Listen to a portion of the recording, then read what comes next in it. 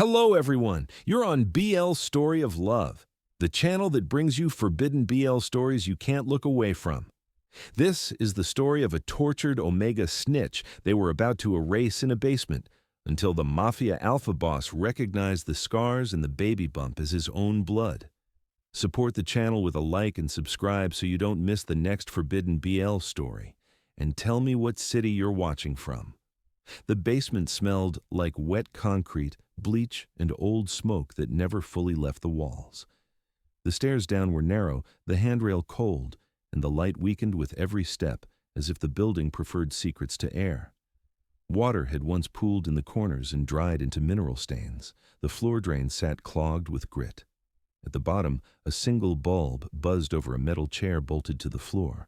Under it sat an Omega named Julian Cade. Zip ties cinched his wrists to the chair arms, and a rope held his ankles in place, cutting into swollen skin where his shoes had been taken. His breathing stayed shallow and counted, like even oxygen had to be rationed. Someone had wiped him clean enough to remove obvious blood, not enough to erase what had happened. Dampness clung to his hair where fingers had grabbed. His face carried fresh bruising along one cheekbone, a split lip that kept reopening, and the dark shadow of a hand-shaped mark at his throat where a thumb had pressed too long. They called him a snitch because it made everything simpler. A label turned a person into a task. The men around him moved with the dull confidence of people who had done this before. Boots dragged grit across the concrete. A lighter clicked on and off. One man checked a phone screen, waiting for a message that sounded like permission and functioned like absolution. When the screen lit again, Julian caught a glimpse of a single line. On his way. Julian kept his eyes on the floor.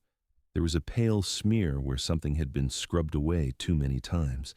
His body trembled once, not a sob, a reflex. Cold sweat gathered at his spine. His stomach tightened in a slow wave, and he swallowed hard, fighting for composure that felt borrowed. A man stepped close enough that Julian could smell cigarette ash and cheap cologne. A knuckle lifted his chin, forcing him toward the bulb. The touch was almost gentle, and that made it worse. "Say it," the man muttered. Julian's voice came out thin. "I didn't." The man's smile did not change. "Doesn't matter. That was the rule in rooms like this. Truth was optional. The story was not." Julian had tried to keep one thing from becoming part of their story. He had kept his shirt down, posture curled, belly hidden. In this world, a pregnant Omega was never just a person. A pregnant Omega was leverage, a message, an asset. He had measured the night by the buzz of the bulb and the ache in his wrists, telling himself he only needed minutes, only needed an opening. The baby shifted inside him, a small insistence that made fear sharpen into something else. Julian lifted his bound hands as far as the ties allowed. Plastic teeth bit into swollen skin. He ignored it. He caught his shirt and forced it up and over his chest, bearing what they had tried to keep concealed. Scars crossed his ribs and shoulders, older lines layered beneath fresh bruises. The pattern spoke without words. This was not the first time someone had needed him quiet.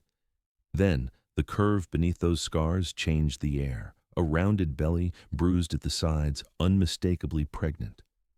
For half a second, the basement stopped moving. The lighter went still. The phone lowered. Someone inhaled like they had miscalculated the cost. Pregnant meant complications. Pregnant meant consequences. Pregnant meant that disposing of him was no longer a clean task. Julian's throat worked. He did not beg. He simply placed the truth on the floor between them like a blade. "I'm carrying a child," the man nearest him swore under his breath. Another stared at Julian's belly with disgust, as if the life inside him was an insult. A third took one step forward, then hesitated, recalculating. Julian saw it in their eyes, the moment a body turned from trash to problem. Footsteps sounded on the stairs above, slow and deliberate, not hurried, not curious. The kind of pace that assumed the world waited. The room tightened, because that rhythm belonged to someone who did not ask. The door opened. Dante Vale entered without hurrying. Dark suit, bare hands, controlled gaze. The men straightened on instinct, bodies aligning around his authority. He had come to sign off on an ending that would never be recorded, a clean line in a dirty ledger. He saw the lifted shirt. He saw the scars. He saw the bump. Something in the Alpha's face fractured, not into softness, but into recognition sharp enough to cut. It was brief, but it changed the temperature of the room. Dante's gaze dropped once to the floor near the chair, where a cracked leather key fob lay like an accident. A veil crest, scratched but still there, because he had seen that body before. Not ruined, not chained, and the last time he had seen Julian Cade, Julian had been walking away from a different door with a hand pressed to his stomach, already carrying a secret Dante had pretended not to claim. Julian's arms shook from holding the fabric up. The zip ties burned. The baby shifted again, and Julian's breath hitched with it. He forced his eyes upward just once, meeting Dante's gaze with the kind of exhaustion that had no room left for pride.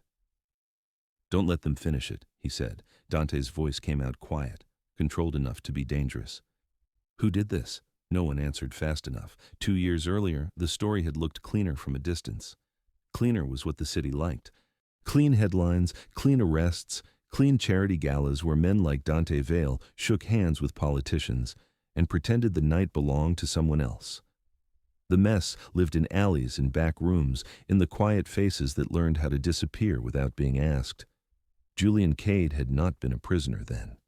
He had been a tired Omega with a job that kept changing and a name that never stayed on a lease long enough to feel real.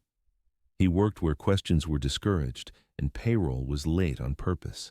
He stacked boxes, wiped tables, carried deliveries up stairwells that smelled like damp carpet and old cooking oil.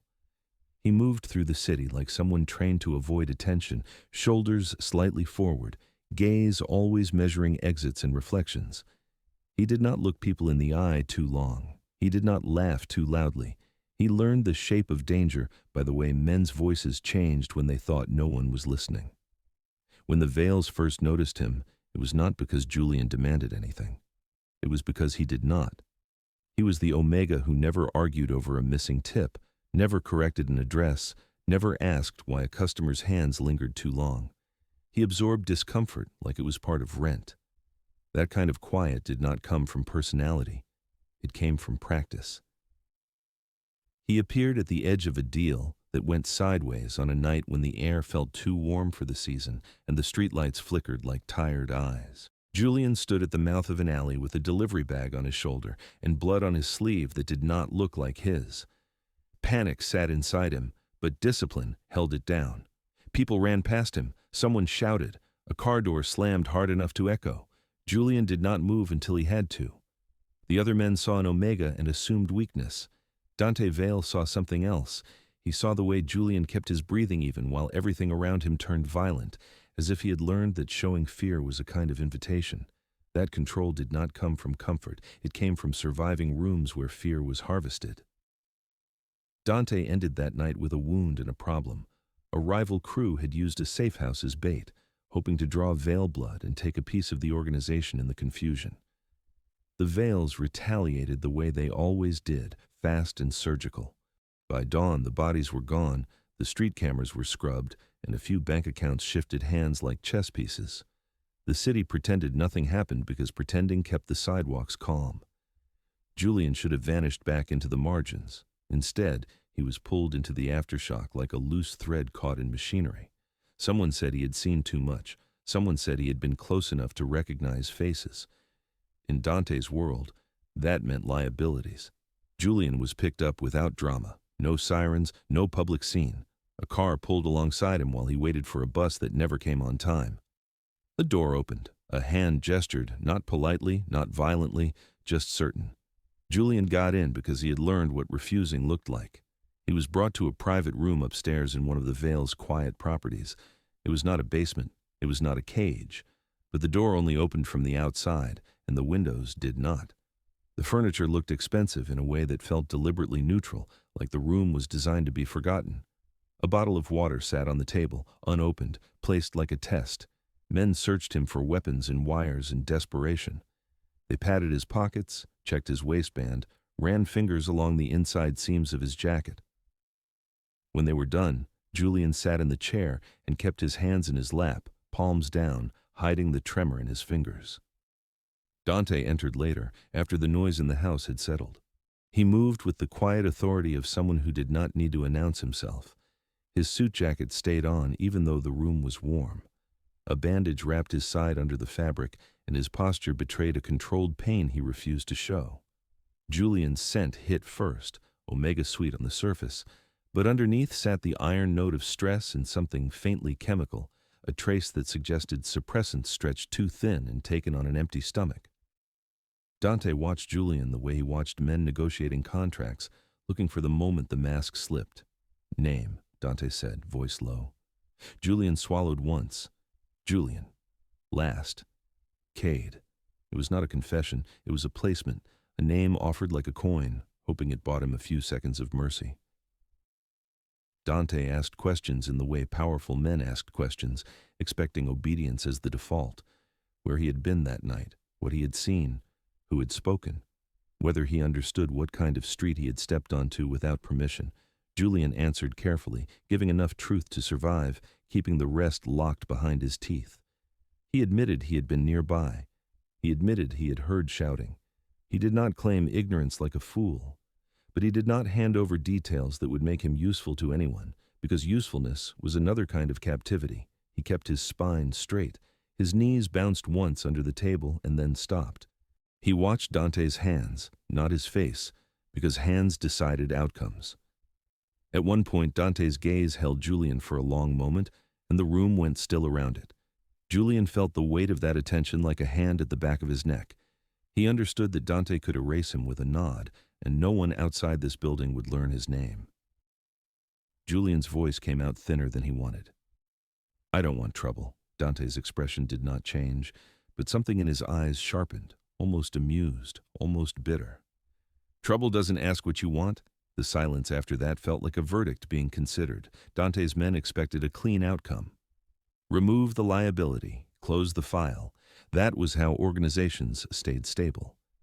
But Dante kept watching Julian, and the longer he watched, the less Julian looked like a risk, and the more he looked like a person who had already paid for existing. The decision Dante made at the end of that night was one he could not justify to anyone who believed power only meant control. He did not erase Julian. He did not keep him. He chose a third option that felt reckless in his world. He placed cash on the table, not a small stack, not charity, enough to relocate and stay invisible for a while. He slid a burner phone beside it. Then he said something that sounded like a warning and functioned like an exit. "Disappear," he told Julian. "Do it right." Julian stared at the money as if it could bite. His fingers hovered, uncertain, because gifts from men like Dante always had edges. Dante added one more thing, a small leather key fob stamped with the Vale crest, the kind of token used by trusted drivers to pass a certain gate without being stopped. It was not a promise. It was not protection for life. It was a narrow door that existed only because Dante allowed it. Julian took it with shaking fingers, not because he wanted connection, but because refusing a gift could be read as an insult, and insults got punished later. He tucked it into his pocket like a secret he didn't deserve to own. He left before dawn. The streets were empty and gray. Each step away from the property felt like a gamble.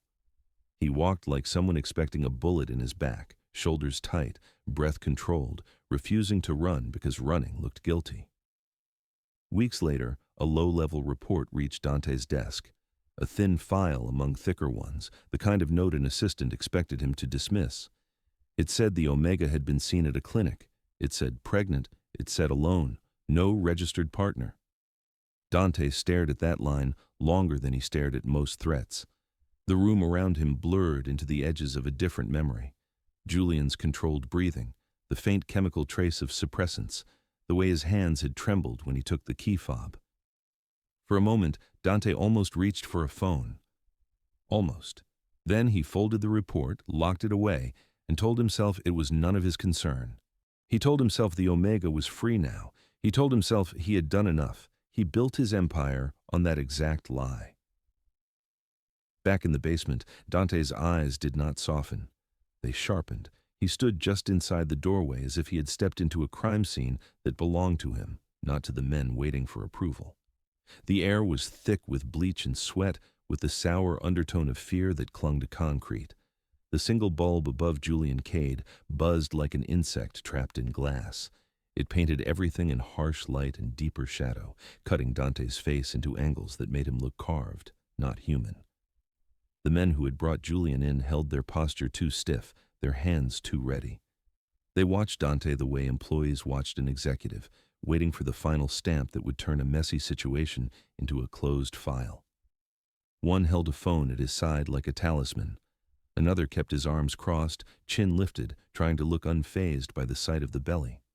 A third stood near the drain, boots planted wide, a stance that said he expected violence and wanted to be seen as prepared for it. Dante read them the way he read ledgers: who benefited, who lied, who moved too fast. The snitch label was convenient. It turned a living body into a technicality. It meant no questions. It meant no trial. It meant no time wasted on morals. In Dante's world, calling someone a snitch was not a conclusion. It was a shortcut. "Snitch," one of the men said, like repeating the word would make it true. Dante let the word hang. He did not nod. He did not respond. He watched the way the man's throat tightened after speaking, the microsecond of uncertainty that followed when approval did not arrive on schedule. That uncertainty smelled like fear hidden under arrogance. Julian's breath came shallow, his chest rising with effort as if each inhale scraped against bruised ribs. His wrists were red where plastic had eaten into skin. His hands trembled, but not in the frantic way of someone begging for mercy. It was a depleted tremor, the kind that came from a body running on fumes. His belly tightened in slow, controlled waves, as if the muscles had learned to hold life in place even while everything else was being dismantled. Julian did not plead. He did not bargain. His eyes stayed on the floor, at Dante's shoes, as if looking up might be mistaken for hope, and hope was something captors punished first. Sweat glistened at his temple. His jaw clenched hard enough to make the bruising along his cheek flare darker. Dante moved closer, step by step, slow enough that everyone in the room had to follow the pace he set. He did what he always did when a room tried to force him into a rushed decision. He slowed the timeline until the truth had time to bleed out. He stopped just outside the circle of light and studied Julian like evidence. He saw details his men had missed because they had not cared to see them. The bruising pattern was not random. It suggested repeated restraint, repeated impacts from consistent angles. A thin line near the collarbone marked a healing cut, too clean to be accidental, as if a blade had been used for intimidation and then pulled away at the last second. There was a faint imprint on Julian's upper arm where adhesive had been recently removed. A bandage line, a medical tape shadow, hospital, clinic. Someone had been patching him up only to send him back down. That detail mattered more than the blood on the sleeve ever could. It meant Julian had not been held by amateurs. It meant whoever controlled him had access or leverage or a system. It meant they were keeping him alive on purpose. Dante's gaze dropped to the belly again. The swelling was not early. It was visible even under bruises and tension. Julian was far enough along that the child had a chance of surviving the world, if the world stopped trying to kill them. The baby's existence was not a rumor or a tactic now. It was flesh, gravity, urgency. Dante understood two things at the same time. First, Julian had been hiding the pregnancy from the men who controlled him because pregnancy would have made him more valuable as leverage. A pregnant Omega could be sold, traded, threatened, used as a pressure point against any man who cared or any man who wanted to look like he cared. Second, someone had still found out. Someone had still decided to use him anyway. The basement was quiet enough that every breath sounded like evidence. The bulb buzzed, a shoe scraped against concrete. Julian swallowed hard and winced as if his throat itself was bruised. In the pause, Dante listened not for words but for the shape of the story these men were trying to sell him. Who brought him in?" Dante asked, voice calm, almost bored. The men answered too quickly, overlapping, eager to place responsibility on someone else. Names came out: a warehouse, a tip, an intercepted call. The story had been rehearsed, and rehearsal always left seams. Dante watched the seams. He watched the man with the phone glance down for half a second, checking whether someone upstairs was listening. He watched another man's gaze flicker to Julian's belly with irritation, like the pregnancy had ruined their night schedule. He watched a third shift wait toward the stairs, already thinking ahead to cleaning up. Dante did not ask Julian to speak. Not yet. He knew what torture did to testimony. He knew men who called someone a snitch were often the ones writing the confession themselves. Julian's shirt had fallen back down, but the imprint of that moment remained. His shoulders shook once, and he steadied himself by pressing his bound hands against the chair arms, plastic biting deeper. His belly tightened again, and a low sound escaped him before he could stop it. Not a cry, a reflexive, broken exhale. "I'm not—" Julian's voice cracked. He forced it steadier. "I didn't tell anyone." One of the men laughed, sharp and impatient. "They all say that." Dante's head turned slightly, and the laughter died as if someone had cut the power. Dante stepped closer into the light. For the first time, his shadow covered Julian completely. He saw the Omega's eyelashes tremble. He saw the way Julian kept his gaze down, refusing to meet a powerful Alpha's eyes, because he had learned eye contact could be read as defiance. Dante also saw something else, a faint discoloration near Julian's jaw that looked like a healed injection site. Not the clean kind from a clinic, the rough kind from someone dosing him for compliance or sedation or punishment. Control had been applied chemically as well as physically. The snitch narrative started to collapse under its own weight. It was too neat, too convenient, too fast. Then, Dante noticed the object on the floor near Julian's chair, a small leather key fob cracked at the corner, the veil crest scratched but still readable. It lay there like it had been dropped, or tossed, or displayed, not lost by accident. Placed, a token from the night Dante let him go, a message that someone wanted Dante to see. For a moment, Dante did not move. He simply stared at that crest in the dirt, and the basement around him changed shape. It stopped being a disposal room. It became a stage. Someone had curated the details. Someone had brought Julian here and left the key fob visible because they expected Dante to come down these stairs. They wanted him to recognize. They wanted him to react. And suddenly, the snitch story did not look like punishment for betrayal. It looked like a trap built around a secret Dante had once pretended did not exist. Dante's voice stayed quiet, but it dropped in temperature. "This isn't about a snitch." No one answered. The silence was the answer. Julian's breathing hitched again. His body leaned a fraction forward as if bracing for another strike. He whispered something that was barely a sentence, barely sound. "Please." Dante did not flinch at the word. He did not treat it like weakness. He treated it like a timestamp, because it told him the Omega was no longer fighting for pride. He was fighting for survival. For the child, Dante's eyes lifted from the crest to the men one by one, and the room understood he had seen the truth beneath the label. The men felt it too. Their story was slipping, their shortcut was failing, and in that failing, danger gathered, because men who lost control in basements often tried to reclaim it with violence. Dante remained still, letting the tension rise just enough to reveal who would move first. He was no longer deciding whether Julian lived. He was deciding who had dared to put Julian in his orbit like a weapon. Dante's mind moved backward, reconstructing Julian from fragments. The basement stayed the same, buzzing bulb, wet concrete, men waiting for a verdict. But Dante's focus slipped through time like a blade through cloth. He remembered a different room, 2 years earlier, upstairs in one of his quiet properties. The walls had been clean, the chair upholstered, the air filtered. It had still felt like containment because the door only opened from the outside. Julian had sat in that chair with the same posture he held now, not slumped, not pleading, but braced as if impact was inevitable, and the only choice left was whether to break loudly or silently. In that memory, Julian's eyes had been exhausted in a way that did not match his age. There had been quiet control in his breathing, the kind that came from being forced to survive other people's moods. Dante had noticed it then and told himself it was simply discipline. Now, seeing Julian under a basement bulb, Dante understood the truth. That control had been learned in pain. Those were not the traits of a careless informant. Dante lowered himself slowly, crouching in front of Julian the way he might crouch in front of evidence at a scene he needed to understand. He did not touch. He did not offer comfort. He simply brought his line of sight level with the Omega's body, close enough to read the small details that made the skin a story. Julian's shirt had fallen, but the shape beneath it was impossible to forget. Dante's gaze stayed clinical at first, deliberate, controlled.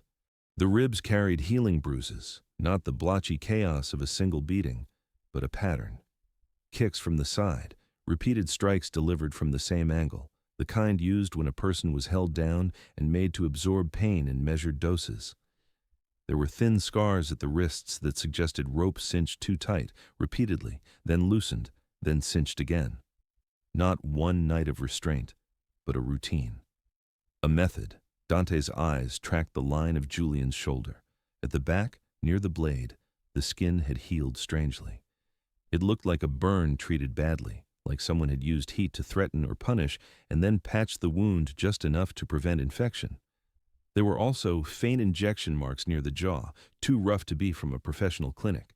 Control delivered chemically as well as physically. Julian flinched when Dante's shadow shifted. It was small, almost invisible, but Dante saw it. Julian's breath caught. His shoulders tightened. The muscles around his throat hardened as if expecting a hand. Dante had not touched him. Dante had not spoken. But Julian's body reacted as if it already knew what came next.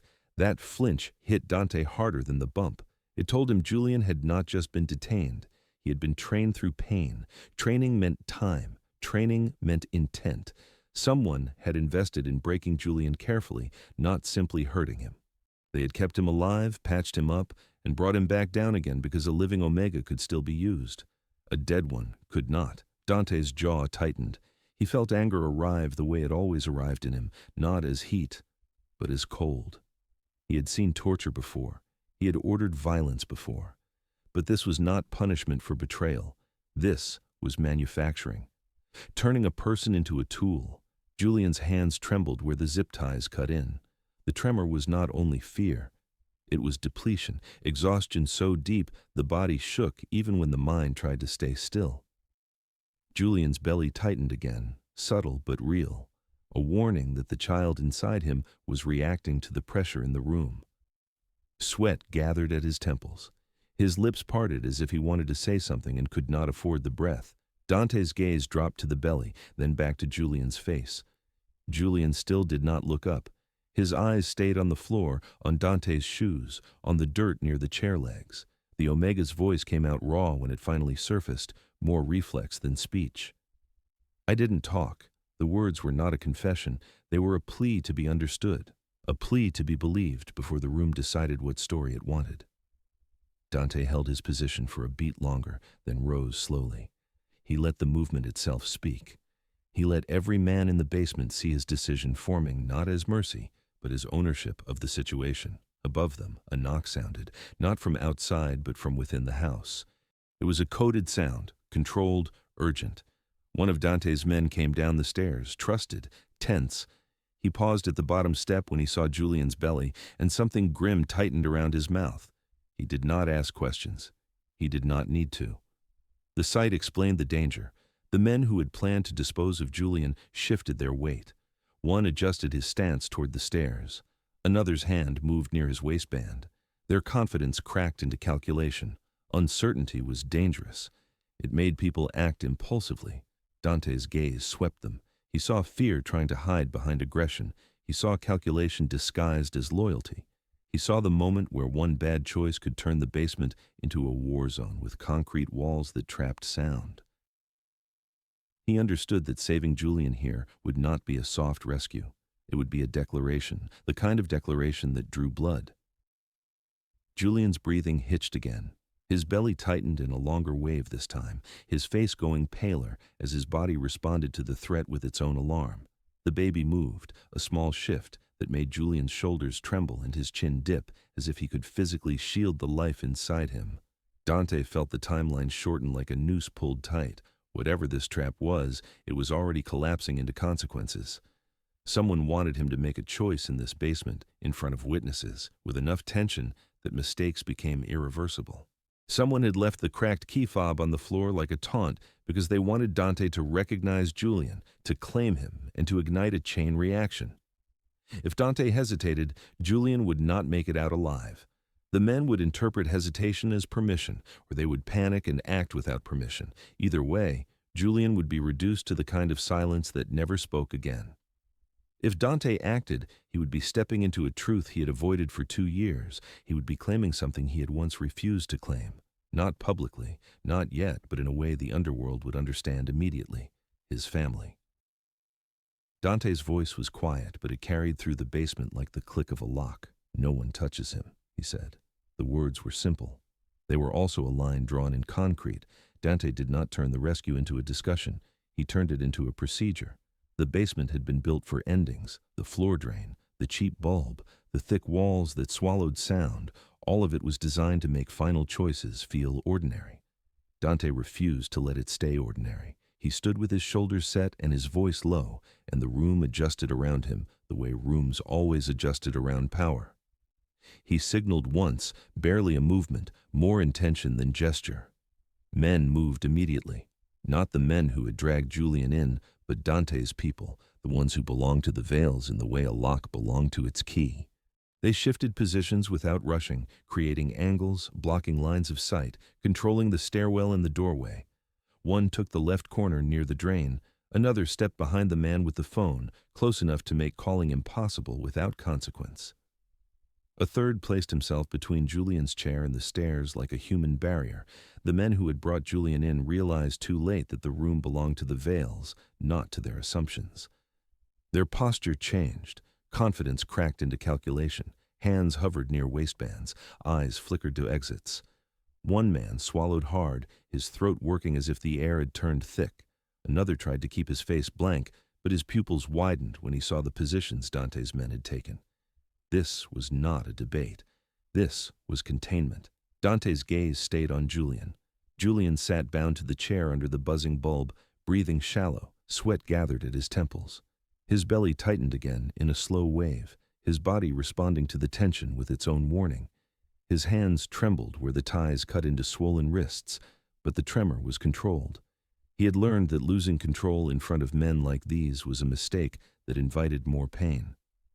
A blade flashed, not dramatic, not theatrical, just a clean, practiced motion. One of Dante's men crouched beside the chair and cut through the zip ties with a knife that did not tremble. The plastic snapped and loosened. Julian's wrists dropped, red and swollen, fingers barely able to curl. He nearly folded forward, not from emotion, but from the sudden absence of pain holding him upright. His muscles had been braced so long that release felt like collapse. A hand hovered near his shoulder, not touching yet, giving his body a second to recognize that contact might not be violence.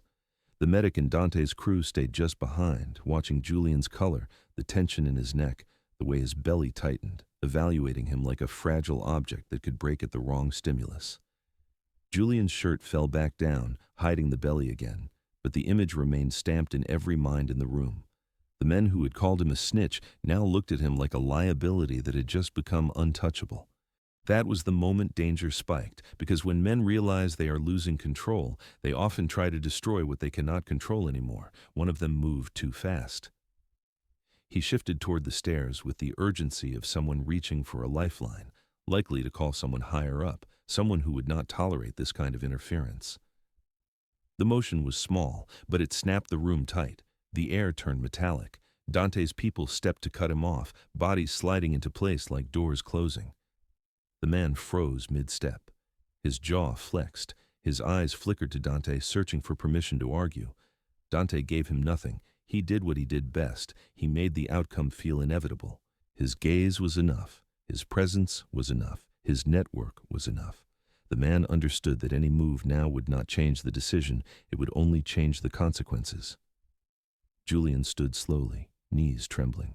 His legs looked unsteady, as if they had forgotten they were allowed to bear weight. A guard offered an elbow, not gripping, only presenting support. Julian hesitated for a breath, suspicion fighting exhaustion. Then, his body chose survival. He leaned into the offered stability, just enough to stay upright. The man with the phone tried to speak, voice tightening with forced confidence. "Boss, this is..." Dante cut the sentence with one quiet word. "Stop." The word carried the weight of a threat without sounding like one. The room fell silent again. Boots stopped scraping. Even the bulb's buzz seemed louder by contrast. Julian took one step, then another, guided toward the stairs. Each movement was a negotiation with bruised joints, swollen ankles, and a body carrying weight it should not have been carrying alone. He kept his eyes on the floor, breathing shallow, hands hovering near his belly as if he could physically shield the child from the sound of boots behind them. As they climbed, Julian's senses caught details like a drowning person catching air. The cold rail under his palm, the damp smell rising from the basement, the way the stairs creaked on the third step from the bottom, the whisper of fabric as Dante's men moved behind him, forming a protective wedge. Halfway up, Julian's breath hitched. A contraction tightened his belly and stole his focus. He stopped, eyes closing for a second too long. The medic murmured, voice low. "Easy." Julian forced his eyes open. He nodded once, not trusting his voice. He continued, one step at a time. The door at the top opened onto colder air and cleaner light. The smell of bleach faded.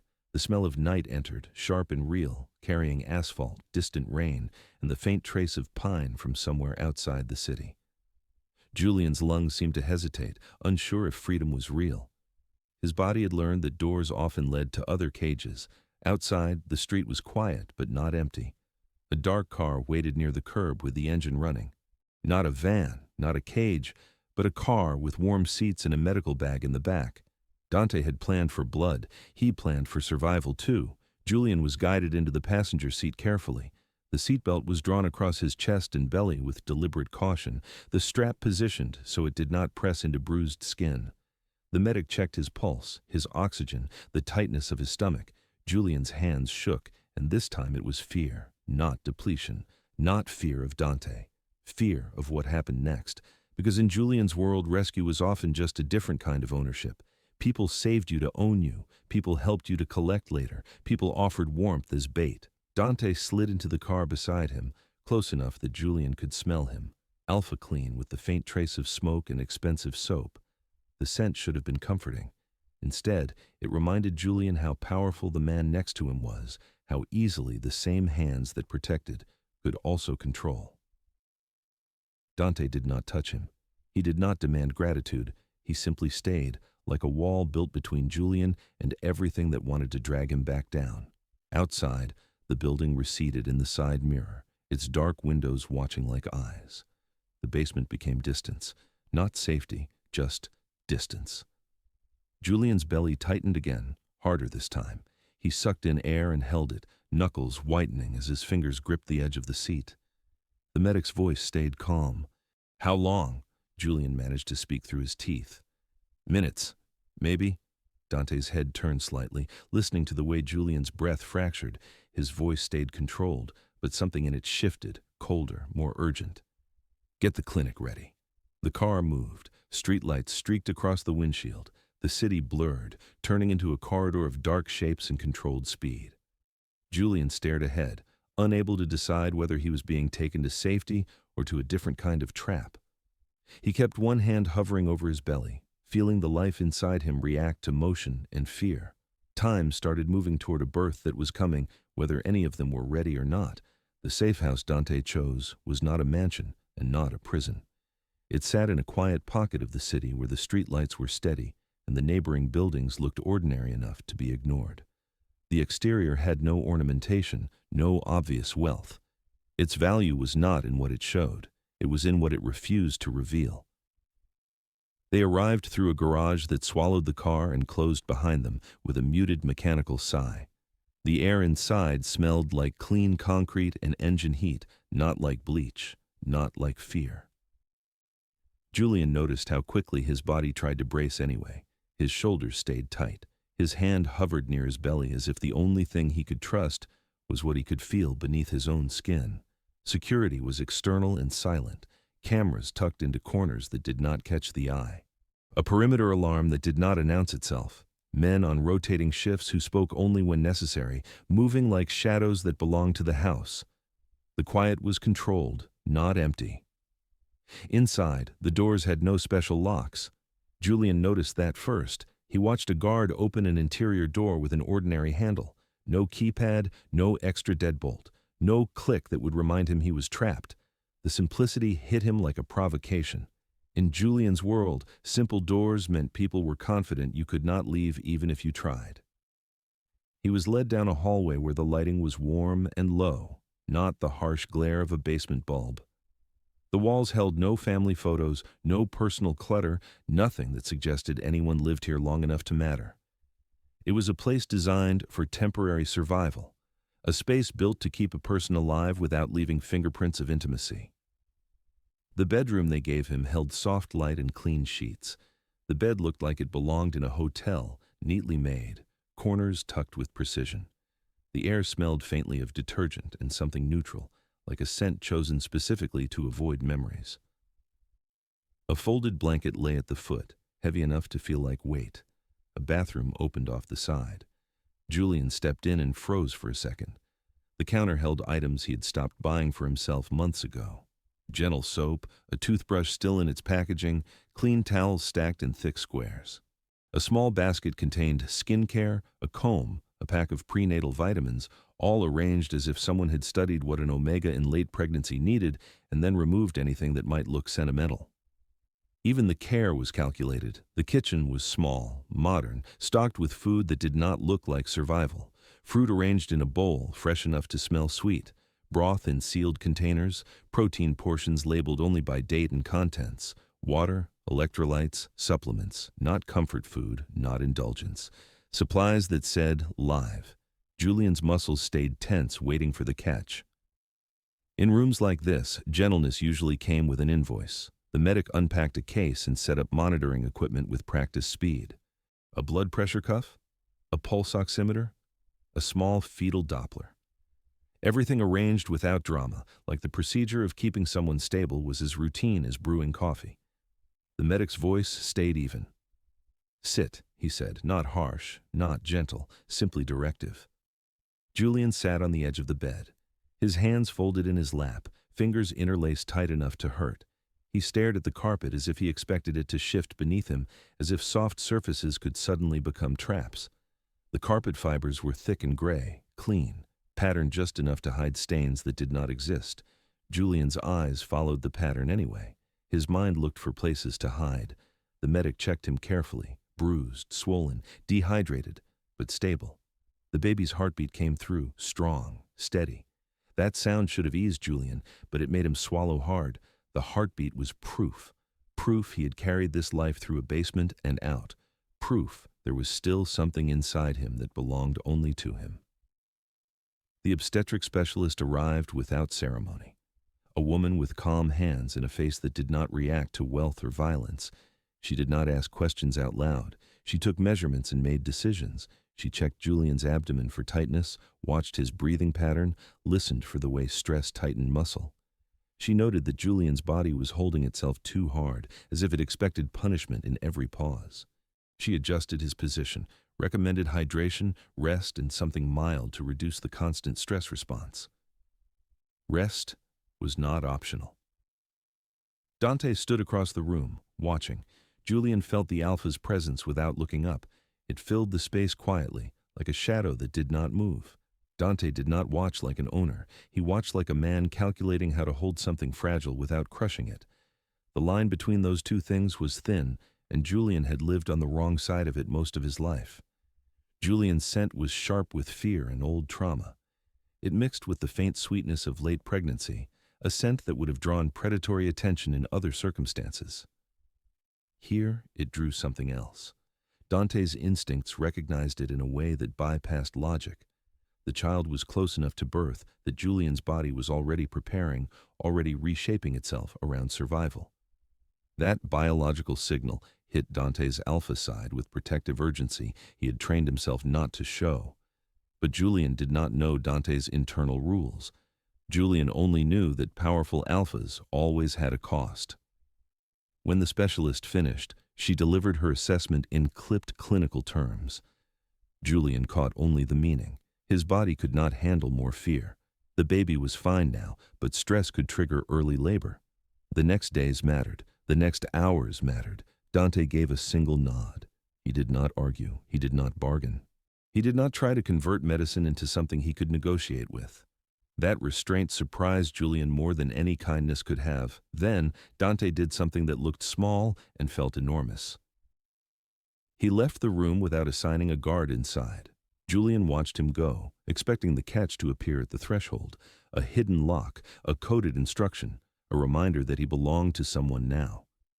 Instead, Dante paused only long enough to set a bottle of water on the nightstand and leave the door open. The door stayed open. The hallway beyond stayed quiet. No guard stepped in. No camera lens visibly turned toward the bed. Julian sat very still for a long time after Dante left, as if movement would trigger a trap. His breathing remained shallow, and his skin stayed cold with the memory of basement air. His mind tried to list outcomes the way it always did. If he slept, he could be moved. If he ate, he could be drugged.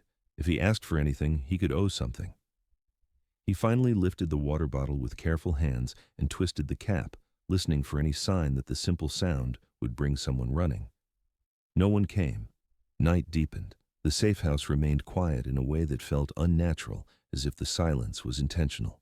Julian lay on his side on top of the sheets at first, too afraid to sink into comfort.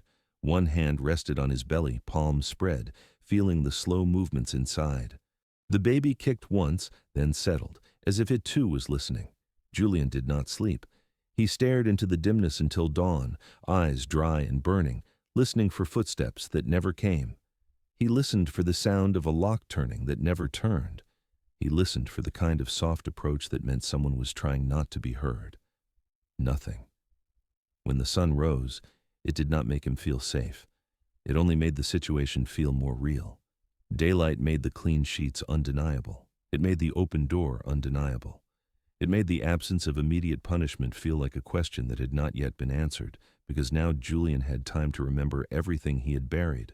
The private room 2 years ago, the key fob, the report he never saw, the weeks he spent telling himself he had imagined the way Dante's eyes had lingered, the months of pregnancy carried in secret, the hands that grabbed him later. The basement, time always made buried things leak. Julian pressed his forehead lightly to the pillow, hand still on his belly, and whispered a sentence that sounded like it came from somewhere older than him. "Please don't be another cage." The room did not answer, but for the first time in a long time, it also did not threaten. Julian's body started to unspool its truth as soon as the immediate danger paused. In the safe house, silence did not feel peaceful. It felt unfamiliar, like a sound his nerves had forgotten how to interpret. The first hour after extraction, his adrenaline held him upright. The second hour, it abandoned him. Pain rose in its place, not dramatic, not clean, but steady and everywhere. Bruises darkened as the blood settled. His wrists throbbed in time with his pulse. His ribs ached when he inhaled. Muscles that had been locked tight began to spasm in small, involuntary waves, as if the body was trying to shake off memories it could not afford to carry.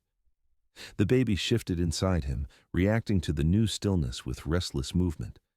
Julian kept one hand on his belly, as if pressure could translate into safety. The fetal heartbeat remained strong when the specialist checked, but Julian's own rhythm stayed wrong. Too fast, too shallow, too ready to flee. The specialist explained it in clinical language that sounded almost gentle because it did not judge him. Trauma, she said. Stress. A nervous system that stayed on alert long after the threat changed rooms. Fear could live in the body like a second heartbeat. Julian nodded as if he understood, but his eyes stayed fixed on the floor, tracking shadows that were not there. He had been trained to survive by anticipating harm. Relaxing felt like stepping into open water without knowing how deep it was. He had not told anyone he was pregnant until he could no longer hide it. Not friends, not employers, not the kind of strangers who offered help with smiles that hid teeth. Pregnancy made an Omega vulnerable in ways that were both biological and economic. In the underground economy Julian had been trapped in, pregnant Omegas were assets. They were bargaining chips. They were forced leverage. They were the easiest way to bend men by threatening what could not be replaced. Even the safe house's clean air did not erase the stench of that truth. Julian had worked the warehouse district because it paid cash and asked no questions. The buildings there were vast, windowless, and anonymous. Trucks came and went at odd hours. Men with clipped voices and expensive watches walked through loading bays as if the whole city belonged to them. Julian did inventory, cleaned spills, signed for shipments he did not open. He kept his head down and pretended the bruises on other people were not his business. Then, weeks earlier, after a routine shift, hands had grabbed him from behind as he stepped into a side alley to avoid the main street. The movement had been practiced, a cloth over his mouth, pressure on his throat just enough to steal air without leaving obvious damage. The world narrowed into panic and metal taste, and then into the blank stretch of time his brain created to keep him functional. When he woke, he was in a room like the basement, but not the same basement. Damp walls, one bulb, a chair that waited for him. They called him a rat because they needed a justification. The label was not about truth, it was about permission. If he was a rat, hurting him became a service. They demanded names, routes, passwords, drop points, anything that could be used to hurt someone else or control a supply line. Julian understood quickly that they did not actually care whether he knew anything. They cared whether he could be broken in a way that produced a story. A confession was useful even if it was false, because false confessions could still destroy lives. Julian had given them nothing useful, not because he was brave, but because he had learned that giving them something never ended it. It only changed the kind of pain they used next. If he offered a name, they would demand a second. If he offered a route, they would demand a warehouse. The only finish line they respected was compliance, and compliance meant he belonged to them. The scars on his body came from that cycle.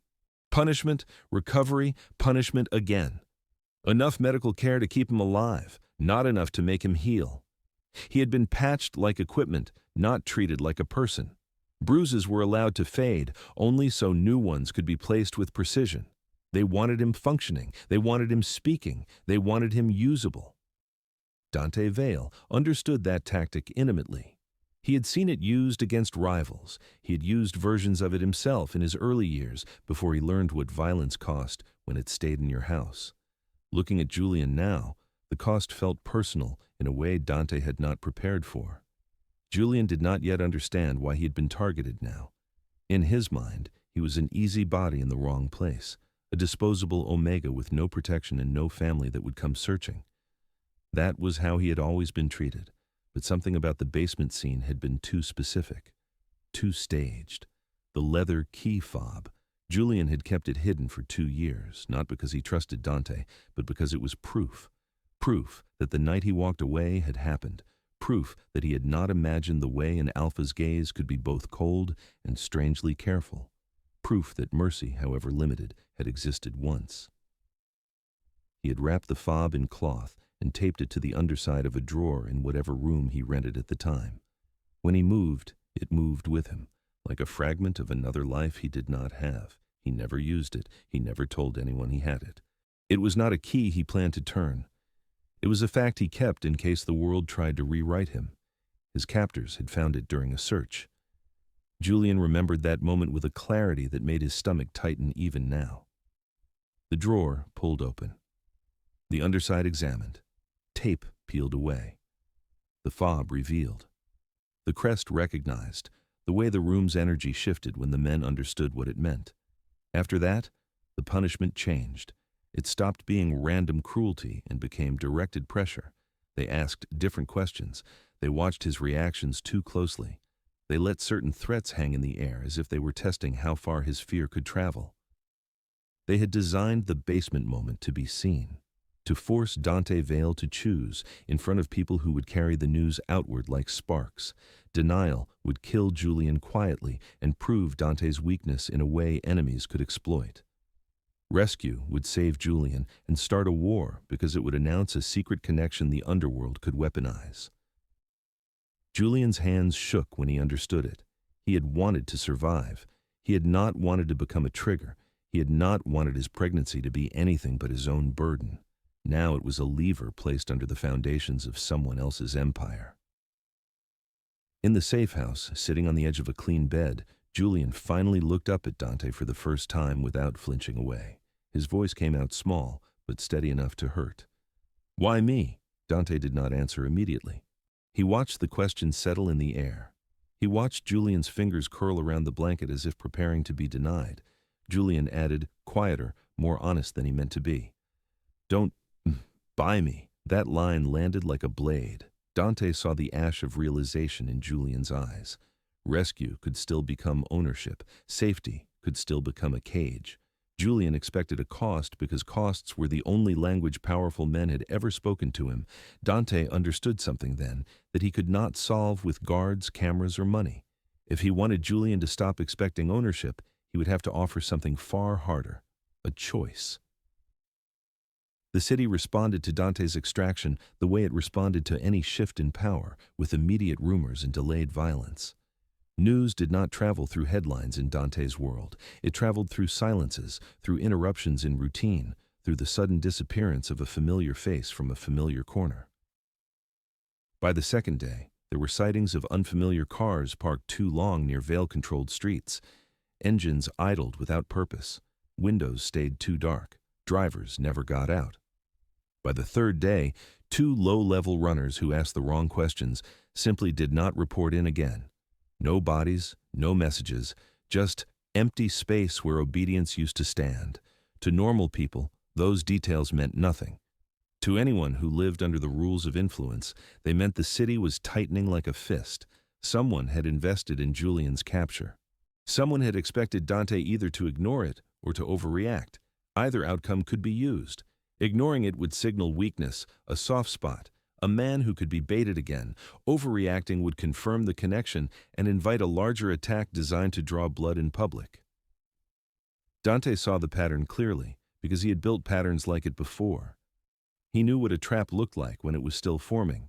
He knew what kind of mind designed a spectacle and left a crest on the floor like a signature. He did not yet know which rival had the audacity. Julian did not need to know the name to feel the pressure. Even inside the safe house, tension radiated like heat through walls. Security checks became more frequent. Doors closed a little faster. The men on rotation stopped leaning against counters and started standing in angles. They spoke less. They scanned windows, even though the windows were blind. The safe house remained quiet, but the quiet changed shape. It stopped feeling neutral. It started feeling like a held breath. Julian's nervous system recognized that kind of quiet instantly. It was the same quiet that came before a door opened in the wrong direction. The same quiet that came before someone decided his pain was an acceptable expense. He tried to eat because the specialist told him he had to. He drank broth that tasted like salt and obligation. He forced down vitamins that scraped his throat because his body had grown too sensitive to everything. He sat on the edge of the bed and kept his hand on his belly, counting movements like prayers. The baby kicked often, restless, as if it felt the tension too. At night, Julian's body began showing warning signs. His blood pressure spiked. The medic's cuff tightened around his arm and released, tightened and released again until the numbers stopped lying. Julian woke with cramps that forced him to curl around his belly, breath caught and teeth clenched. He lay very still afterward, afraid that moving would trigger something worse, because in his mind, pain always escalated if you gave it space. The specialist's voice stayed clinical, but the meaning landed heavy. If stress continued, the baby could come early, not as a gentle surprise. As a collapse, that possibility changed everything. It meant the timeline could fold without warning. It meant Dante could lose both Omega and Child before he ever spoke the truth out loud. It meant the enemy did not have to breach the safe house to win. They only had to keep the fear high enough. They only had to make Julian's body do what bodies did under prolonged threat, choose survival in ways that looked like failure. Dante reacted the only way he knew at first. He tried to eliminate variables. He reassigned routes. He changed vehicles. He doubled guards. He rotated men so patterns could not be predicted. He moved resources and closed gaps in his perimeter. He made phone calls that sounded calm and were not. He asked for reports and listened to what was not being said as carefully as he listened to what was. He prepared for retaliation because retaliation was the language the city respected. But the most important variable was not outside. It was inside Julian. Julian did not trust safety. Safety had always been a prelude to control. The cleaner the room, the more he expected the blow. The warmer the blanket, the more he waited for someone to pull it away. His nervous system did not know how to rest. His body was still in the basement even when the sheets were clean. One evening, the medic found him sitting fully dressed on the bed, shoes on, shoulders rigid, eyes fixed on the open door as if he was prepared to run at any sound. "You can sleep," the medic said, trying to keep his tone light. Julian's mouth twitched in something that was not a smile. "No one sleeps in a place like this." The words came out before he could stop them. They were not meant as an accusation. They were simply the truth his body carried. Dante heard them from the hallway. He stopped there, unseen, listening. He felt something unfamiliar twist in his chest, not guilt exactly, not tenderness, but a heavy recognition. He had spent years believing protection was enough. Pay for the best locks, the best men, the best medicine, and survival would follow. He had built his empire on the idea that control could solve anything. Julian was living proof that control could also break things beyond repair. Dante stepped into the room slowly, not to dominate it, but to change the air with his presence in a way that did not demand submission. Julian's eyes flickered to him and then away, automatic. His shoulders tightened. His hand pressed harder to his belly. Dante forced himself to keep distance. He kept his voice low. "No guards inside," he reminded him, as if repeating the policy could turn it into trust. Julian's breathing stayed shallow. "That doesn't mean it's mine." The sentence landed like an open wound. Julian was not talking about the room. He was talking about his life, about what had been taken and repackaged and offered back with conditions. Dante understood then that protection alone would not save Julian. Not in time, not in the way that mattered. Julian needed reclaiming, not as property, but as a person whose body had forgotten what peace felt like. He needed someone to treat him like a human being with agency, not a hostage being guarded, not an asset being secured. And Dante needed to admit, at least to himself, that this was not just debt. He had told himself 2 years ago that letting Julian go was mercy. He had told himself that ignoring the report was distance. He had told himself it was none of his concern because concern was a weakness enemies could use. Now enemies were using it anyway. The truth Dante had avoided was pressing at the edges of the room like storm pressure. The baby's heartbeat in the next room over was not a metaphor. It was a fact that could sentence Julian to death if the city learned it in the wrong way. A fact that could destroy Dante's illusion of separation, because blood ties did not always mean protection in Dante's world. Sometimes blood ties were a death sentence. Dante stood in the safe house's soft light, hearing Julian's uneven breathing and the faint movements of a child not yet born, and he finally admitted what he had refused to name. This was blood. Dante chose a quiet hour late in the evening, when the safe house settled into its most stable silence, and the city outside had not yet decided what kind of night it would be. The lights inside were low and warm. The perimeter reports came in on schedule. No alarms, no breaches. A controlled pause, the closest thing to calm he could create. He did not bring a lawyer. He did not bring a coordinator. He did not bring anyone whose presence would turn the moment into a transaction. He came alone, carrying nothing but the truth he had postponed for too long. Julian sat on the bed with his knees drawn up and a blanket over his lap. One hand rested over his belly as if it was the only anchor he trusted, palms spread in a protective curve. His hair was still damp from a shower he had taken like a test, watching the door the entire time. His skin looked cleaner now, but the bruises still lived under it, shadowed and stubborn. His wrists were wrapped in soft gauze. His eyes tracked Dante with the wary precision of someone who had learned that men who claimed to care could still hurt you more efficiently. Dante did not approach too fast. He stayed near the door, giving Julian space and control. He kept his shoulders lowered, his hands visible, the posture of a man trying to reduce the threat he naturally carried. It was not enough. Nothing about him could ever be neutral, but he could at least stop acting like the room belonged to him. Julian's voice came first, rough and careful. "What do you want?" It was not defiance. It was a boundary, a line drawn by someone who had been taken too many times. Dante held the line without crossing it. "To stop lying," he said. The words were simple. They landed like a weight. Julian's fingers tightened on the blanket. His belly shifted under his palm as the baby moved, restless, as if it recognized tension even when no one raised their voice. Julian's breathing stayed shallow, but his gaze did not drop this time. He watched Dante's face, searching for the hidden cost. Dante looked at Julian's scars again, then at the bump. He allowed himself to feel the ugly weight of the timeline, the private room 2 years earlier, the decision he had called mercy, the report he had folded away, the months Julian had survived alone while carrying a life that should have been protected. The basement, the zip ties, the crest on the floor like a taunt, all of it circling back to the same point. Convenience had been his choice. Denial had been his habit. Dante's throat tightened once. He swallowed it down. His voice stayed low, controlled. 2 years ago, he said, you left with something you didn't owe me. Julian's eyes narrowed. His hand pressed harder against his belly, instinctive. I owed you nothing.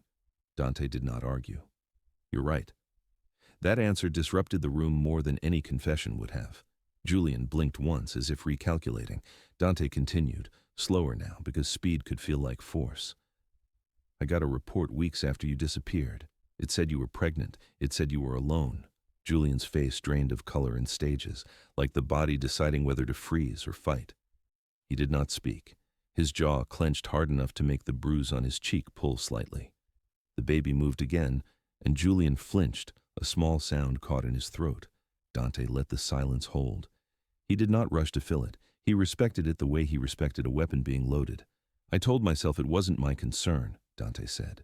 The words tasted like something rotten. I told myself leaving you alone was better than bringing you into my world. Julian's voice cracked through the quiet. And look where your world found me. The sentence hit like a slap. It was true. It was the kind of truth that did not need volume to injure. Dante nodded once, accepting the impact.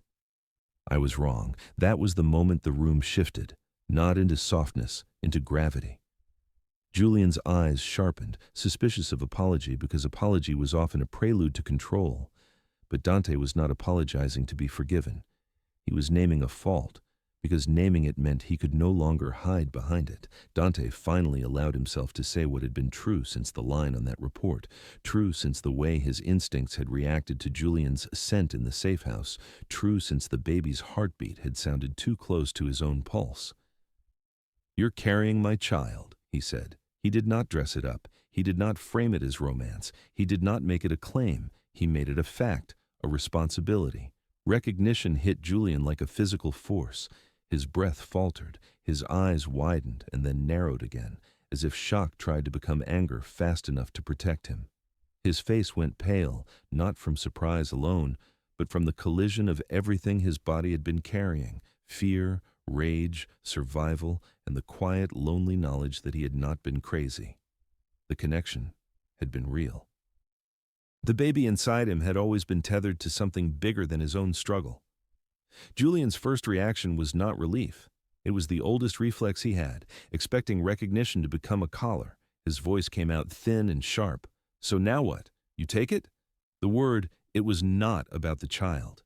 It was about Julian himself, about his body, about his life, about the way men spoke when they believed omegas were containers for other people's desires. Dante felt something cold settle in his chest, not anger at Julian. Anger at the world that had trained Julian to ask that question. No, Dante said, and the single syllable carried iron. I don't take. Julian's eyes did not soften. That's what they all say. Dante did not move closer. He did not reach out. He understood that touch, even gentle touch, could feel like conquest to someone with Julian's history.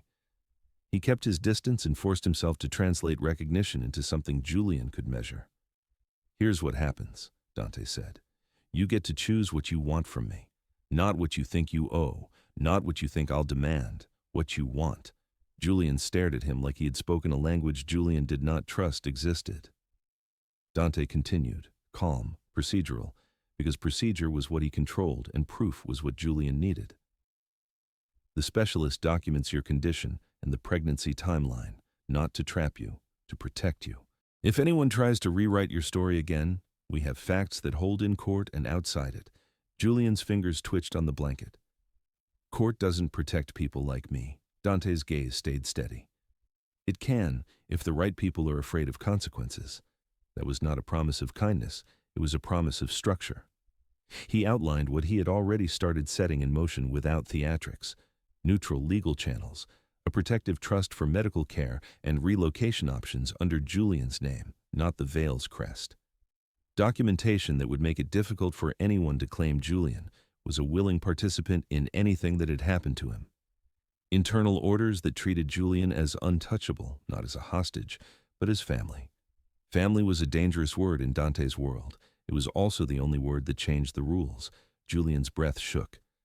Family gets people killed, he whispered. Dante did not deny it. Yes. The honesty made Julian's eyes flicker, as if he had expected reassurance and received reality instead. Dante's voice lowered further. Careful. That's why I'm not offering you a title, Dante said. I'm offering you protection you can verify, and an exit you can take. Julian's shoulders tightened. An exit. Dante nodded once. If you want to leave, you leave. No guards inside because you're not a prisoner. No locks inside because you're not property. If you want distance from me, you get it. If you want me close, you decide the shape of that closeness. Julian's gaze dropped to his belly. The baby moved gently, as if it sensed the change in the room. Julian's hand spread over the curve, and his voice came out raw, stripped of performance. I did this alone, he said. Dante absorbed the words like a sentence. You shouldn't have had to. The quiet that followed was not empty. It was full of consequences. Recognition was not a moment. It was a commitment that would draw attention, retaliation, and risk. It would change the way enemies moved and the way allies calculated. It would put Julian and the child at the center of a war they had not chosen. Dante knew all that, and he still held the truth in the open, refusing to put it back in a locked drawer. Julian looked up again, eyes wet but not crying, face tight with survival. If I say no to you, he asked, do you let me live anyway? Dante's answer came without hesitation. Yes. That was the first bridge, not built from tenderness, built from proof, and it held for one breath at least. The enemy moved when they realized Dante had chosen. In Dante's world, a decision was never private for long. It rippled outward through the people who depended on him, the people who feared him, and the people who wanted to crack him open to see what bled. The extraction from the basement had been a signal. The recognition in the safe house, even unspoken beyond its walls, changed the way the city counted time. A single night was enough for the city to show its teeth. It started as something that could have been dismissed by someone who did not know the language of pressure. A vehicle rolled up to the safe house perimeter under the pretense of a delivery. Hazard lights blinking, driver posture too stiff, hands too still on the wheel. The badge on the dashboard looked official from a distance and wrong up close. A clipboard in the passenger seat sat at the perfect angle to be seen. The performance was meant to test two things at once: response speed and restraint. Dante's perimeter cameras caught it first. His men did not rush because rushing was what traps fed on. They shifted positions, blocking without exposing themselves. A warning light pulsed silently on a tablet screen inside. The vehicle paused longer than a real delivery would. Then it backed away and disappeared into the night as if it had never been there. Minutes later, a drone hovered too low over the back corner of the property, just above the roofline, the kind that could have been a hobby toy if it had not moved with such deliberate patience. It lingered where tree cover was thinnest. It adjusted like something looking for a face. A guard lifted a jammer, and the drone fell out of the air, dropping into bushes with a soft, ugly thud. When they recovered it, it had no serial markings, no casual owner identity. The hardware was clean, built for one purpose and then disposal. Then came the shot. Not a close-range hit, not an attempt at assassination, a single round from distance that cracked through the night and struck the exterior wall near a back window, punching plaster and leaving a clean hole that looked almost surgical. The angle was chosen to be heard, chosen to be seen in the morning. The message was not death. It was reminder. The safe house did not fall. No one breached the interior. No one laid hands on Julian. The perimeter did what it was designed to do, but the message landed anyway. Julian heard it from inside the bedroom as a sharp sound that split the air and then vanished into quiet again. His body registered the threat before his mind could process the details. He sat up too fast, heart hammering, and his hands went to his belly with automatic protection. His breathing shortened, his muscles tightened, bracing for impact that did not come. He was back in the basement for half a second, in the room where the light buzzed and men watched him like a task. His skin went cold, his throat tightened. He could not smell bleach here, but his memory supplied it anyway. A contraction rolled through him, low and hard. Julian froze, eyes widening. He told himself it was a cramp. He told himself it was fear, tightening muscles, and nothing else. He pressed his palm into the curve of his belly as if he could push time back into place. The second contraction came sooner. The medic was in the doorway within moments, drawn by the shift in sound and scent. Julian's fear had a smell now, sharp and immediate, and his body was producing it like smoke. The medic's voice stayed level. "Breathe," he said. Julian tried. The air felt too thin. He inhaled, then exhaled in a ragged line, and another contraction tightened around his abdomen with a precision that made denial impossible. The specialist arrived fast, summoned through a chain of calls that moved like reflex. She checked Julian's blood pressure, his oxygen, his abdomen. She listened to the baby's heartbeat and found it strong, stubborn, present. Julian's contractions began to pattern. Stress had pulled the trigger his body had been holding back. Early labor, the world narrowed to urgent logistics that did not care about fear. Medical transport, security routes, emergency clearance at the private clinic. A sterile plan built inside a hostile city. Dante's men moved like a machine, and machines were good at speed and coordination, but even machines could not change the basic truth. Julian's body was deciding. Dante entered the room with no wasted motion. He did not ask if Julian was ready. He did not ask permission from the world. He read Julian's face, the sweat gathering at the temple, the tightness in the jaw, the way Julian's fingers dug into the blanket. He heard the contraction in the way Julian's breath fractured. Dante's voice came low. "We're moving." Julian's eyes flashed with panic. "No!" The word broke on another wave of pain. Dante did not touch him at first. He waited for the medic to support Julian's elbow, for the specialist to guide the timing, for the body to be treated as fragile, not as cargo. Then he positioned himself close enough that Julian could lean into him if he needed to, but not so close that it felt like capture. Julian walked, bent forward slightly, one step at a time, each step negotiated against pain. The hallway lights blurred in his vision. The open interior doors of the safe house felt suddenly irrelevant. The only door that mattered now was the one between him and the world outside. The vehicle waiting in the garage was not the same car from the extraction. It was medical transport disguised as ordinary. Clean upholstery, no markings, equipment secured in the back. The route had already been chosen and cleared, not because the city allowed it, but because Dante forced it into existence. Julian was strapped in with careful hands. The seatbelt was positioned across his chest and belly with deliberate caution. The medic monitored his pulse. The specialist watched the contractions and timed them with a calm that felt unreal. Julian's face was slick with sweat. His eyes went unfocused between waves of pain, drifting to the ceiling, then snapping back when fear tried to climb in. Not fear of birth, fear of being taken again, fear that the baby would arrive into a world that treated bloodlines like currency, fear that the child would be used as a weapon before it even learned what safety meant.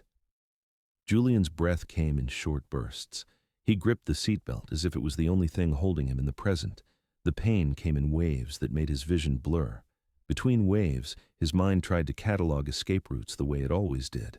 Dante sat close enough that Julian could feel his presence like a steady weight. Not pressure, weight, something that resisted being moved. Dante spoke to the doctors, not to Julian, keeping the space clear of demands. He kept his voice controlled, his words clean. He asked for timings, he asked for thresholds, he asked for what mattered. Julian heard fragments through the pain. Heart rate stable, contractions close, keep him calm, avoid spikes, baby strong. Julian's hand slid from the seatbelt to his belly again, his fingers splayed, trembling. He whispered, more to himself than anyone else, voice raw. "Please." Dante's head turned slightly. He did not ask what Julian meant. He understood. He answered anyway, quiet enough to be for Julian alone. "I'm here." The words did not fix the pain. They did not erase fear, but they landed like a stake in the ground.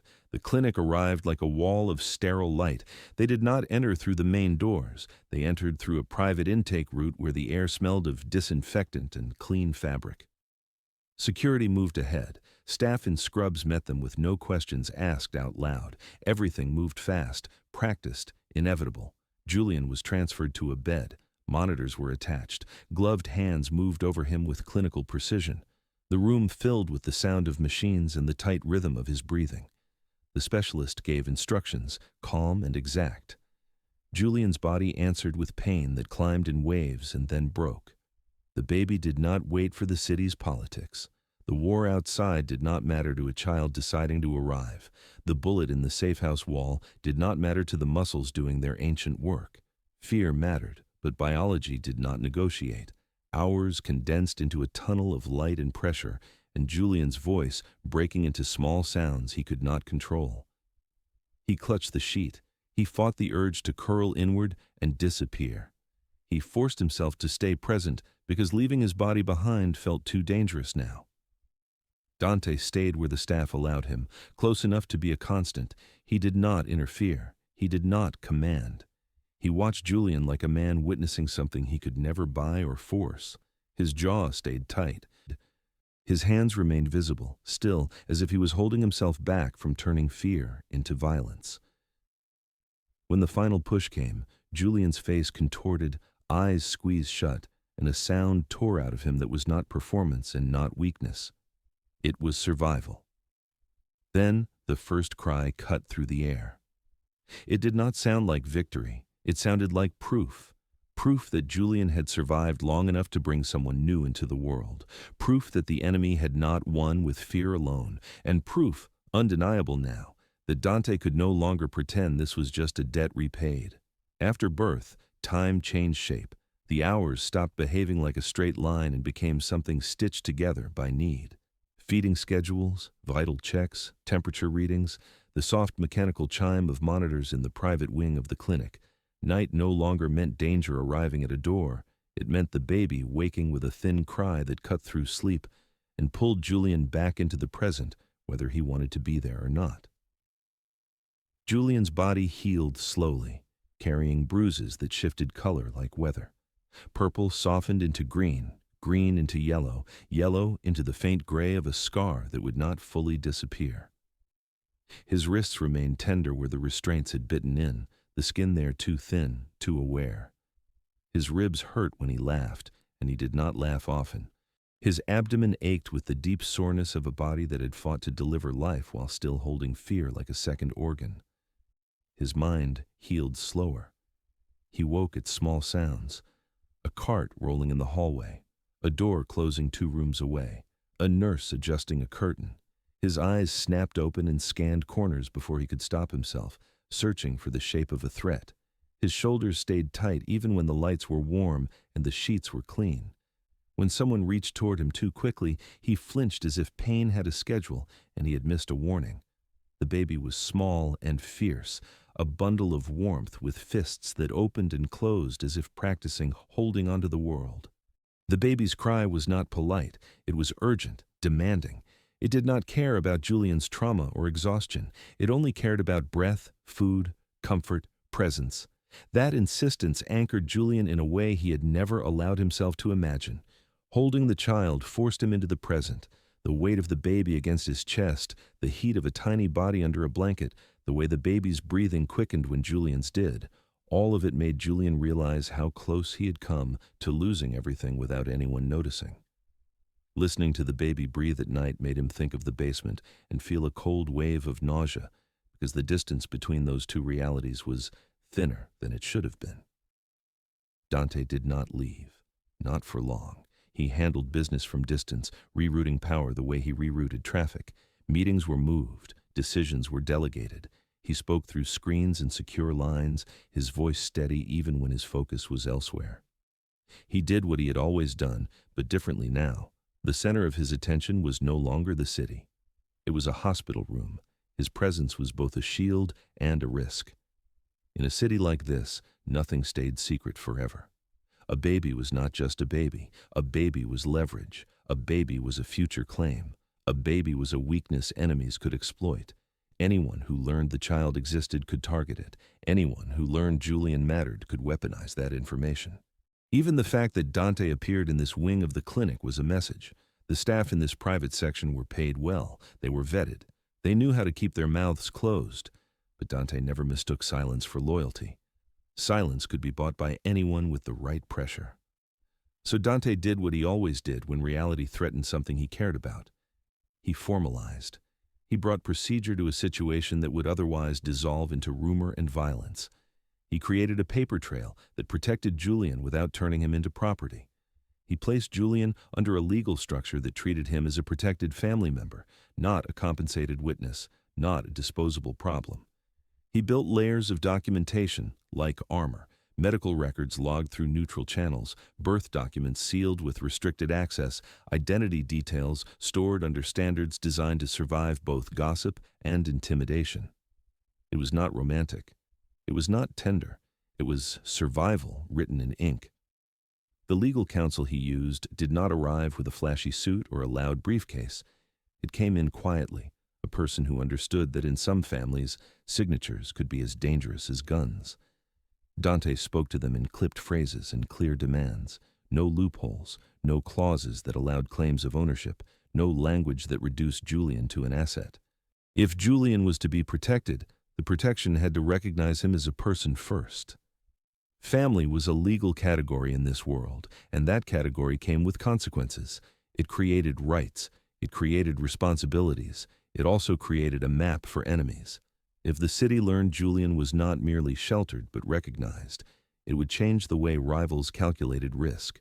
It would tempt them to strike harder, faster, just to prove Dante's reach had limits.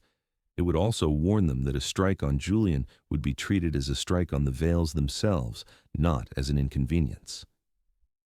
In Dante's world, family was both strength and weakness. It gave loyalty. It created pressure points. It demanded sacrifices. It was something men used against you if they could not beat you head on. Julian watched these procedures unfold with suspicion and exhaustion. He watched Dante speak to lawyers in calm tones, watched documents slide across a table, watched staff members sign confidentiality agreements that looked heavy enough to choke someone. He watched security arrangements shift. New faces appeared in the hallway. New protocols tightened access. The room became safer and also more obviously important. Important rooms got targeted. Part of Julian wanted to reject everything, to run again, to disappear the way he always had. Running had been his only talent for years. It was how he survived men who wanted his body and bosses who wanted his compliance. It was how he kept his name from becoming a handle someone could grab. Another part of him, the part that looked at the baby and knew running meant constant fear forever, wanted to believe that staying could mean stability. The conflict lived inside him like a second wound. One afternoon, when the baby finally slept in Julian's arms after hours of restless crying, Julian stared at the small face, the closed eyelids, the tiny mouth relaxing into quiet. The baby's fingers curled around Julian's shirt with surprising strength. Julian felt something inside him shift, subtle but irreversible. This was not an idea. This was not a threat. This was a person who needed him, who recognized him by scent and heartbeat, who calmed when Julian breathed slowly. Julian whispered without meaning to, voice thin and shaking. "I'm here." The words were for the baby, but they were also for himself.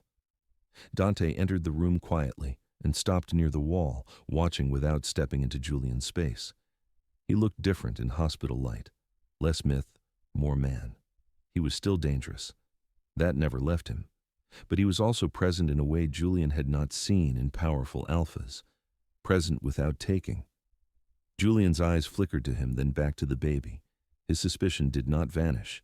It stayed, because suspicion was a survival tool, and Julian could not afford to drop it all at once. Dante spoke once, voice low, careful. "If you want out, you can have it." Julian's grip tightened on the baby. His answer came raw, half angry because anger felt safer than need. "And if I leave, do you stop them?" Dante did not pretend it was simple. "I can stop a lot," he said. "I can't stop time." That honesty landed in Julian's chest and sat there. It did not comfort him. It did something else. It made the world feel less like a performance. In the quiet hours when the baby slept against Julian's chest and the room dimmed, Julian began to notice the difference between control and care. Control demanded gratitude, obedience, silence. Care stayed. Care showed up at the same time every day without asking what it earned. Dante stayed, not perfectly, not softly, but consistently, which was its own kind of tenderness in a world that did not allow tenderness without punishment. And Julian understood the most dangerous truth of all. Accepting family might keep him alive, but it would also put a target on his back. Family was a legal risk. It was also the first thing that had ever felt like a reason to stop running. Months passed, and the safe house became a home in ways no security plan could manufacture. It started with small, ordinary evidence, a blanket that stayed permanently folded on the couch because night feedings turned any clean surface into a station of survival. A row of baby bottles drying on the counter, lined up with the kind of quiet discipline Julian had once used to count pills and coins.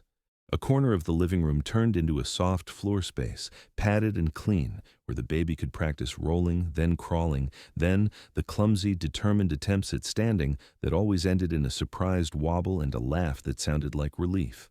Ordinary details accumulated like proof that a new life was happening, whether fear approved or not. Julian's scars did not vanish. They faded the way storms faded, leaving changes in the landscape. Some lines softened until they looked like old scratches. Others stayed stubborn, reminders etched into skin. They no longer screamed when he looked in the mirror, but they still whispered. Some mornings his first instinct was still to brace, shoulders tightening before his eyes even opened, as if the body expected a basement to be waiting on the other side of sleep. Then he would hear the baby. A small sound, a breathy noise, a soft complaint from a crib in the next room. Julian would sit up, blinking, and see light coming through the window. Not basement light, daylight that moved naturally, changing color as hours passed. The present would settle around him like a blanket. The basement was not the present anymore. The city did not forget. It never did. The underworld had a long memory and a short patience. Rumors still moved through the right circles. Questions still hovered in the wrong mouths. There were nights when a car lingered too long at an intersection and then drove away. There were weeks when Julian noticed Dante's men changing routes for no obvious reason, shifting patterns like chess pieces. Dante reshaped the landscape around them anyway. He did it without theatrics, without a public massacre that would have fed the city's appetite for myth. He dismantled the faction that had used Julian as bait, the way he dismantled any structure he deemed a threat, surgically, quietly, with pressure applied where greed made people fragile. Financial channels were cut until loyal men stopped getting paid. Arrests were handed to the right officials under the right conditions, just enough truth delivered to the legal system to make it useful. Internal betrayals were encouraged until paranoia did the work violence normally did. The structure collapsed under its own hunger. The message was clear without being loud. Touch his family, and you lost more than you gained. Julian was no longer a rumor. He was no longer a disposable omega someone could keep in a basement and label a snitch. The city's narrative about him changed because Dante forced it to, not into kindness, but into caution. People stopped saying Julian's name casually. They stopped making jokes that turned a person into a lesson. They learned to treat him like a boundary, family. That word did not become romantic overnight. It became real in mundane ways. It became real the first time Dante showed up for a pediatric appointment and sat down like he belonged there, not performing, not posturing, just present. The nurse asked routine questions and did not dare look surprised when Dante answered calmly, as if this was not a life he had once told himself he would never claim. It became real the first time Julian realized he could ask for help without paying for it in pain. A headache, a fever, a night when the baby would not settle and Julian's hands shook from exhaustion. He asked, expecting a cost to appear in the silence.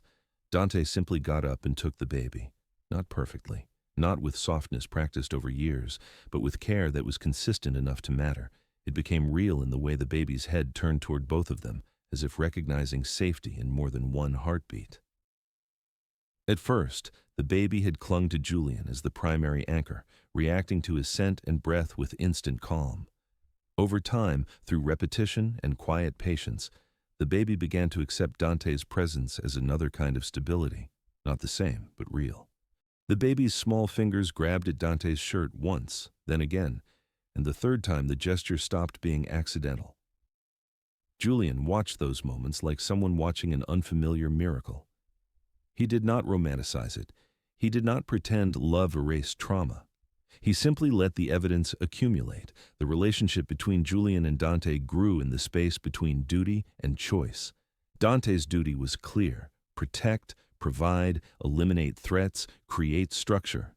Julian's choices were harder because choice had never been safe for him, but slowly, he began making them anyway.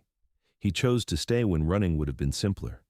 He chose to speak when silence felt safer. He chose to claim his own needs in small ways that felt like rebellion, choosing food he actually liked instead of whatever was cheapest, choosing a walk in daylight instead of hiding indoors, choosing to let the baby see him calm. They did not call it love at first. They did not force a label onto something that was still fragile. What they built was something trauma could not stand against forever: consistency, protection without humiliation, and a future that was not written by someone else. There were setbacks.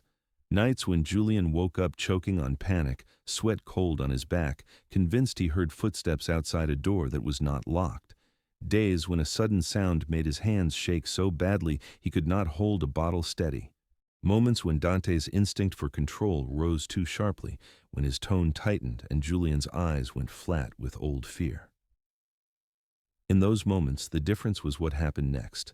Dante learned to step back instead of tightening the cage. Julian learned to breathe instead of disappearing. Neither of them became gentle overnight, but both of them became deliberate, and deliberate in their world was the closest thing to tenderness that could survive. Julian eventually stopped hiding his name. It did not happen in a dramatic scene. It happened in small exposures. He began answering the door without lowering his eyes. He began saying his name clearly when asked, not mumbling it like an apology. He stopped letting other people speak for him in rooms where decisions were made. He started to wear clothes that fit him properly instead of clothes chosen to make him harder to notice. He started to stand like someone who had a right to occupy space. One morning, months after the birth, he filled out a form at the pediatric office. The receptionist asked him to confirm the baby's information. Julian held the pen for a second, feeling the old urge to write something false, something safe, something that could not be used against him. Then he wrote the name without flinching, Julian Cade, and beneath it, the baby's name, chosen not to match an empire, but to match a life. The scars remained. The bump was gone. The child remained, proof that life had continued through every attempt to break him. On the drive home, Julian stared out the window at the city passing by in ordinary motion. People walking dogs, cars stopping at red lights, a world that looked normal when you stood far enough away. He realized something quiet and heavy. He had spent years surviving like a ghost. Now he was living like a person. At home, the baby reached for him as soon as he entered the living room, small arms lifting with impatient certainty. Julian scooped the child up, pressed a kiss to a warm forehead, and felt the baby settle against him like a trust that did not need words. Dante watched from the doorway, phone in hand, a message glowing on the screen. Business, pressure, the city asking for attention. Dante looked up anyway, eyes landing on Julian and the baby with the same steady weight he had used to hold the world together. Only now the center had changed. Julian met his gaze and did not look away. "I'm not disappearing," Julian said quietly. Dante's voice came just as quiet, just as certain. "Good. If you made it to the end, remember this story was never just about violence or power. It was about recognition, the moment someone finally saw what an Omega had been carrying and refused to look away. Write in the comments whose choice felt the strongest to you, Julian for surviving and refusing to disappear, or Dante for claiming family when it would have been easier to deny it. And don't forget to like and subscribe to BL Story of Love so you don't miss the next Forbidden BL story.